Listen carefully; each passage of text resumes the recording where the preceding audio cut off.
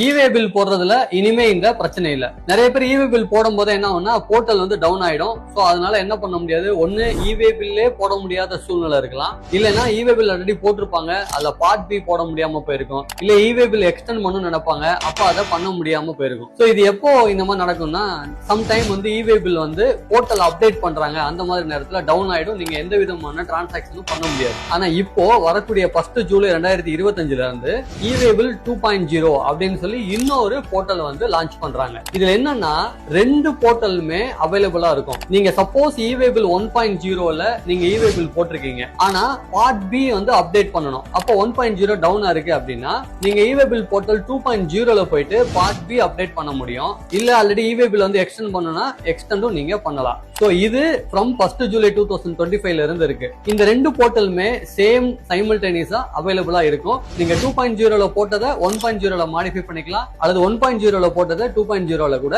நீங்க மாடிஃபை பண்ணிக்க முடியும். இனிமே இவே பில் போடும்போது இந்த இஷ்யூவை நீங்க ஃபேஸ் பண்ண மாட்டீங்க.